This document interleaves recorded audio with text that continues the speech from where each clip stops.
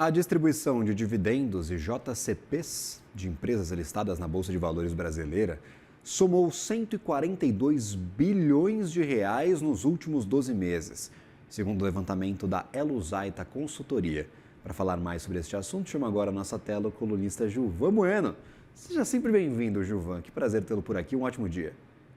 Muito bom dia, Gabriel e nossa audiência. É uma alegria revê-lo direto de Brasília.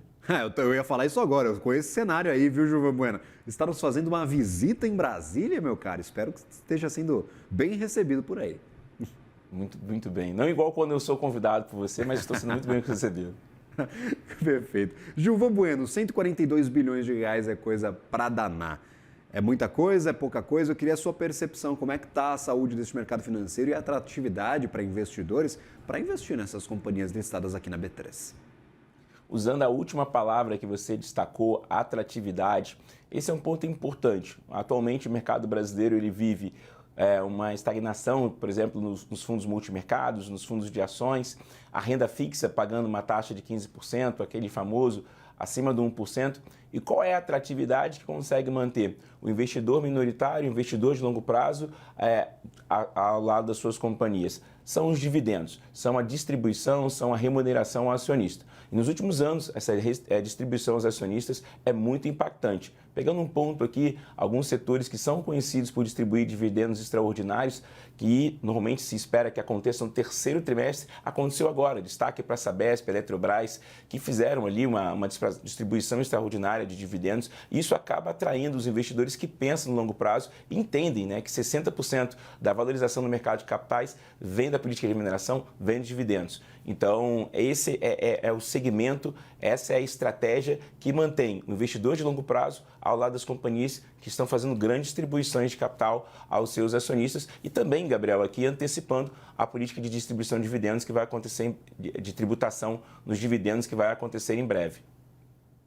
Você identifica essa movimentação? O pessoal está correndo para pagar o mais rápido possível e não cair na nova regra que pode ser aprovada junto da isenção do imposto de renda? PL 1087, e é por isso que eu estou aqui em Brasília, eu venho conversando, participando de algumas audiências para entender os impactos na tributação de dividendos, conversando com alguns analistas, falando com alguns assessores, visitando alguns parlamentares para entender essa questão da PL 1087, que vai ser determinante para esse mercado, que é a tributação na remuneração dos acionistas, essa tributação para as pessoas físicas. Então, isso vai mudar muito a concepção e algumas empresas já estão se antecipando para conseguir ter essa distribuição e fazem ali uma distribuição adicional de caixa que vem acontecendo. Então, essa PL 1087, que vai trazer uma grande mudança no que vai ser a distribuição de dividendos, vai ter uma grande opinião popular, empresarial e aqui legislativa para você entender quais serão os impactos. Então, sim, as empresas já começam a antecipar. E um dos mecanismos, Gabriel, é essa questão que mesmo com esse valor muito representativo de mais de 142 bilhões, quando nós comparamos com o ano passado, isso é um pouco diferente quando a gente olha ali a maior empresa de distribuição de dividendos, que é a Petrobras, que é o Banco do Brasil, que passam por cenários econômicos bem diferentes. E justamente nós tivemos mudança na política de pagamento de dividendos de ambas as empresas. A Petrobras já há um pouco mais de tempo, essa mudança não é nova. Foi lá em 2023, se eu não estou enganado, uma mudança na política de pagamento de dividendos da Petrobras, mas o Banco do Brasil anunciou recentemente. Falou que a situação é difícil, Gilvan, e por isso vai distribuir menos recursos para os seus acionistas. Duas empresas que têm um histórico muito interessante. Banco do Brasil fazia 8 distribuições de dividendos ao ano, mais a distribuição de política extraordinária. Tinha uma remuneração acionista muito interessante, mas atravessa um cenário de inadimplência, onde ela precisa reconfigurar a sua estrutura de caixa e ela mudou essa questão de distribuição do seu payout, que era o percentual que ela distribuía do seu lucro de 40 para 30, reduziu essa distribuição de 8 vezes ao ano e também prorrogou a próxima distribuição extraordinária para dezembro. Então, esses três componentes mudaram ali a política de distribuição de dividendos da companhia, sofreu uma desvalorização, mas 80% do market share dessa companhia está na mão do acionista minoritário, que entende que ela é uma grande pagadora de dividendos. No caso da Petrobras, foi uma mudança no seu capex, onde exige mais consumo de capital da companhia para fazer os seus projetos. Então, as suas despesas para fazer projetos de infraestrutura, olhando a margem equatorial e os próximos anos, exigiu da companhia mais caixa. Então, ela vem atravessando esse momento de menor redução comparado com o ano passado, mas continua sendo, sim, uma grande distribuidora de dividendos para os seus acionistas minoritários.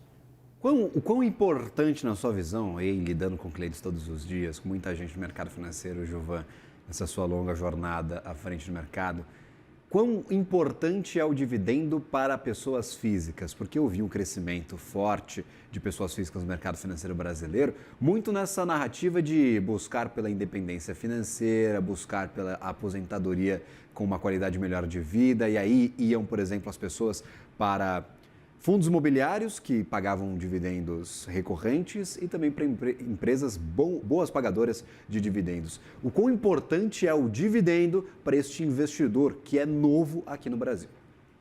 Ótima pergunta, Gabriel. Olhando e conversando com um gestor de uma casa muito renomada de small caps e distribuição de dividendos, ele fez um estudo mostrando o seguinte: 60% de uma valorização, de uma construção de patrimônio vem da política de remuneração acionista, vem dos dividendos, e 40% vem da valorização. Esse é o modelo que acontece, por exemplo, nos Estados Unidos. Então, a distribuição de dividendos é muito importante porque você pratica aquela ideia de reinvestir no que está te pagando dividendos, ou seja, colocando dinheiro no seu bolso. Então, para os investidores que são conservadores, que estão migrando ou vão migrar no futuro com uma política de juros diferente, ou seja, de um dígito nos próximos anos, ele vai ter que entender um pouco mais de dividendos, porque esse é uma tributação. E aí vem a questão da PL 1087, que ele não paga imposto no lucro. Então, para quem está entrando no mercado, quer entender, não quer ter essa questão de volatilidade, incerteza, quer uma previsibilidade, é muito importante. E aqui, Gabriel e nossa audiência, uma mudança. Historicamente, o setor que distribui muitos dividendos é o setor de utilidade pública, como eu destaquei anteriormente, Sabesp e Eletrobras. Mas, atualmente, a gente tem dois setores que estão distribuindo bons dividendos, Gabriel. É o setor de proteína animal, com destaque para Marfrig e JBSS, que faz uma distribuição interessante de capital, e o setor, curiosamente, de construção civil, como Plano e Cirela, que eram setores que normalmente não tinham essa capacidade de gerar caixa e distribuir fortes dividendos, mas que nos últimos anos vêm sendo grandes distribuidores de dividendos, segundo o estudo do BTG Pactual. Então, são setores novos de proteína animal e setores da construção civil, que são setores que consomem muito capital, que estão pagando dividendos. E essa estratégia, Gabriel, ela é muito importante para unificar o investidor pessoa física com o cenário de longo prazo, porque os dividendos acabam sendo um atrativo para tomar de decisão. E aí, Gilvan, fica a pergunta, você já conversou com parlamentares, já conversou com o pessoal aí em Brasília, chegou recentemente, não teve esse tempo ainda, e nas suas conversas que já teve, como é que está a percepção sobre este projeto? É bem recebido, é mal recebido? Como é que está esse diálogo aí em Brasília, por favor? Muito bom. Tem a Associação dos Relações Governamentais, que está acontecendo agora. Ele esteve até aqui ontem aqui falando com a gente, eles estiveram até ontem aqui falando com a gente. É uma discussão ampla, eu saio daqui participando de uma reunião até 11 horas com várias pessoas sobre isso, e à noite tem um jantar para conversar com algumas pessoas sobre isso, porque essa discussão é muito importante. E algumas decisões podem mudar o fluxo de caixa das companhias, a tributação nos super ricos, que é uma discussão que vem acontecendo nos últimos anos, e também nas pessoas físicas. E recentemente nós tivemos uma mudança na nossa política tributária, né, nessa questão de tributos, como é que vai acontecer. Então isso ganha muito relevância, Gabriel.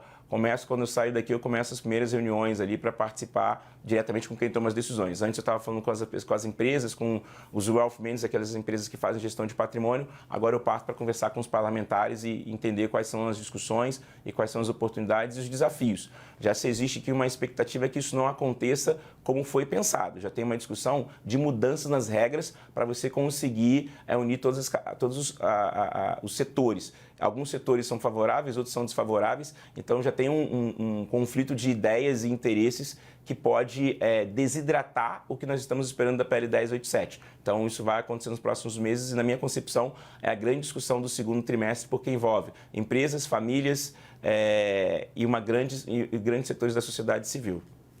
Gilvan Bueno, você me falou que tem reunião 11 horas, agora já são 10h41, então vou te liberar para você sair correndo para este encontro com o pessoal aí em Brasília. Sempre bem-vindo, ainda mais com essas informações direto da fonte, com essa percepção de mercado. Um ótimo dia para você, um bom trabalho. Para você, nossa audiência, um ótimo dia. Obrigado. Valeu.